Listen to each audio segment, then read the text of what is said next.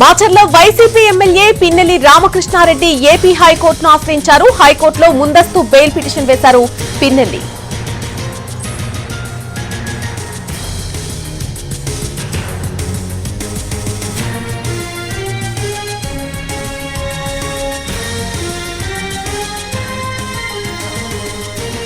Macherla YCP MLA Pinnelli Ramakrishna Reddy AP హైకోర్టును ఆశ్రయించారు. హైకోర్టులో ముందస్తు బెయిల్ పిటిషన్ దాఖలు చేసినట్టుగా తెలుస్తోంది.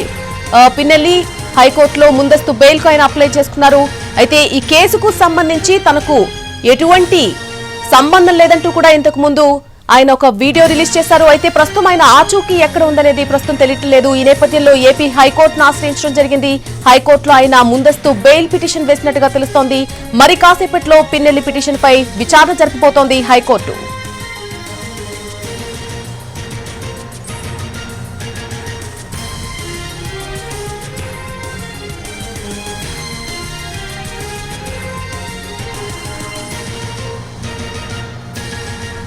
మాచర్ల వైసీపీ ఎమ్మెల్యే పిన్నెల్లి రామకృష్ణారెడ్డి ఏపీ హైకోర్టును ఆశ్రయించారు. ఈవీఎం ధ్వంసం కేసులో హైకోర్టులో ముందస్తు బెయిల్ పిటిషన్ వేశారు పిన్నెల్లి. మరి కాసేపట్లోనే పిన్నెల్లి పిటిషన్ పై విచారణ జరపబోతోంది హైకోర్టు. ఇదే అంశానికి సంబంధించి పూర్తి అప్డేట్ మా ప్రతినిధి శ్రీకాంత్ అందిస్తారు. శ్రీకాంత్, పిన్నెల్లి వేసినటువంటి పిటిషన్ పై మరి కాసేపట్లో విచారణ జరపబోతున్నట్టుగా తెలుస్తోంది. దీనిపై ఒక స్పష్టత వచ్చే అవకాశం ఉందా ఈ రోజు? ఖచ్చితంగా కూడా ప్రస్తుతం వెకేషన్ బెంచ్ అయితే నడుస్తా ఉంది. వేరే కేసులకు సంబంధించిన పిటిషన్ల మీద న్యాయమూర్తి విచారణ కూడా జరుపుతున్న నేపథ్యంలో అత్యవసర విచారణకు సంబంధించి పిన్నెల్లి ముందస్తు బెయిల్ ఇవ్వాలని చెప్పి హైకోర్టులో లంచ్ మోషన్ పిటిషన్ దాఖలు చేసినట్టుగా అయితే మనకి సమాచారం అందుతోంది. ప్రస్తుతం విచారణకు సంబంధించిన పిటిషన్లన్నీ దాని మీద విచారణ ముగిసిన తర్వాత పిన్నెల్లికి సంబంధించిన పిటిషన్ మీద విచారణ జరిపే అవకాశం ఉంది. లేకపోతే కనుక మళ్ళీ కోర్టుకు సంబంధించి ప్రస్తుతం మొత్తం సెలవులు నడుస్తున్న నేపథ్యంలో ఈ రోజున బెంచ్ లోనే ఖచ్చితంగా వినే అవకాశం ఉంటుంది. లేకపోతే హౌస్ మోషన్ పిటిషన్ కింద అయితే దాన్ని మార్చే అవకాశాలు ఉంటాయి. కాబట్టి ప్రస్తుతం కొద్దిసేపట్ల తర్వాత అంటే 4:30 తర్వాత పిన్నెల్లికి సంబంధించిన పిటిషన్ మీద న్యాయస్థానం విచారణ జరిపే అవకాశాలు ఉన్నట్టుగా అయితే మనకు తెలిసింది. గత 2 రోజులుగా కూడా ఏపీలో పిన్నెల్లి వ్యవహారం అనేది ప్రస్తుతం రాజకీయంగా ప్రకంపనలు రేపుతున్న పరిస్థితుల నేపథ్యంలో ఆయన పాలవాయి కొండ ఈవీఎం ఆ పోలింగ్ బూత్ లో ఈవీఎం ని ధ్వంసం చేసిన వీడియోలు వైరల్ కావటం, దానికి సంబంధించి ఈసీ సీరియస్ అయిన నేపథ్యంలో ఆయన మీద 8 సెక్షన్ల మేరకు కూడా ఈసీ ఆదేశాల మేరకు పోలీసులు కేసు నమోదు చేశారు. ఇప్పటికే ఆయన్ని అరెస్టు చేయడానికి కూడా ప్రత్యేక బృందాలు కూడా ఆయన గాలిస్తున్న నేపథ్యంలో ఆయన నిన్న సంగారెడ్డిలో దొరికారని కూడా కొంతవరకు ప్రచారం జరిగినా కూడా అది వాస్తవం కాలేదు. ఈ నేపథ్యంలో నిన్న రాత్రి కూడా అరెస్టు చేశారని కూడా చెప్పిన నేపథ్యంలో ఇవాళ నరసరావుపేట కోర్టులో కూడా పిన్నెల్లి రామకృష్ణారెడ్డి లొంగిపోతున్నారనే సమాచారం కూడా పోలీసులకు వచ్చిన నేపథ్యంలో అనూహ్యంగా ఆయన ఏపీ హైకోర్టులో ముందస్తు బెయిల్ పిటిషన్ కూడా దాఖలు చేసినట్టుగా మనకి సమాచారం అందుతా ఉంది. ఈ నేపథ్యంలో దీని మీద కొద్దిసేపట్లో విచారణ చేపడతారా, లేకపోతే దీనికి సంబంధించి సంబంధించిన అప్డేట్ ఏంటి? ఆయన ఎక్కడ ఉన్నారు, లొంగిపోతున్నారు అనేటువంటి వార్తలైతే విన్నాం, కానీ దానికి స్పష్టత ఉందా?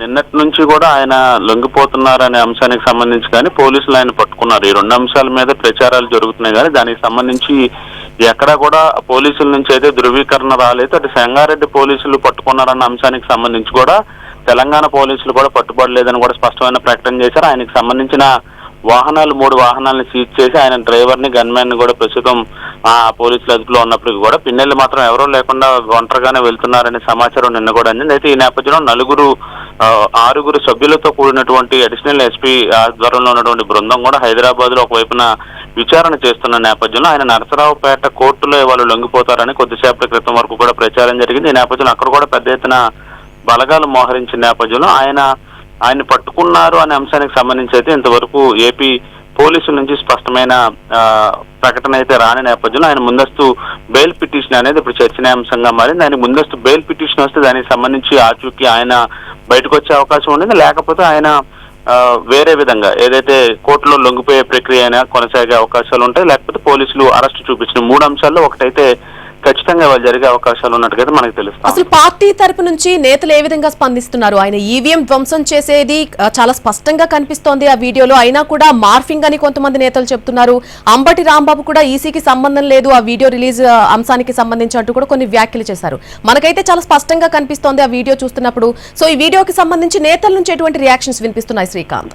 అంటే వైసీపీ నుంచి స్పష్టంగా కూడా పిన్నెల్లి లోపలికి వెళ్లి ఈవీఎం ధ్వంసం చేసిన వీడియోకి సంబంధించి ఈసీ అధికారికంగా దాన్ని విడుదల చేయలేదని కూడా కొద్దిసేపటి క్రితమే సీఈఓ ఆర్కే మీనా కూడా చెప్పిన నేపథ్యంలో పోలీసులు తెలుగుదేశం పార్టీ నేతలు కుమ్మక్కయ్య వీడియోను విడుదల చేశారనేది ఒక అంశంగా వైసీపీ నేతలు చెప్తున్నారు. మరోవైపు ఏదైతే అసలు ఈవీఎం ధ్వంసం చేయడానికి ముందు రిగ్గింగ్ కి టీడీపీ నాయకులు ఏజెంట్లు పాల్పడుతున్నారు, దాన్ని అడ్డుకున్న దానిలో భాగంగానే పిన్నెల్లి అక్కడికి వెళ్లటం కానీ అదేవిధంగా ఆ ఈవీఎంని పగలగొట్టారనే అంశం, ఈ రెండు అంశాలు కూడా ఒకవైపున వైసీపీ నేతలు చెప్తా ఉన్న నేపథ్యంలో ఈవీఎం ధ్వంసానికి ముందు జరిగిన విజువల్స్ కూడా బయట పెట్టాలనే డిమాండ్ కూడా వైసీపీ నేతల నుండి వస్తున్న పరిస్థితి కూడా ఉంది. అయితే దీనికి సంబంధించి కేసు నమోదు చేసిన అంశం కానీ అదేవిధంగా ఎవరైతే ఆ వీడియోను విడుదల చేశారనే అంశం మీద కూడా పూర్తి స్థాయిలో పోలీసు దర్యాప్తులో బయటకు వస్తుందని కూడా సీఈఓ ఆర్కే మీనా చెప్పిన నేపథ్యంలో పూర్తి స్థాయిలో ఈ వీడియో అంశం బయటికి ఎలా వచ్చిందనే అంశంతో పాటుగా దాడి చేసిన పిన్నెల మీద కూడా చర్యలు తీసుకోవడం అనేది ఖచ్చితంగా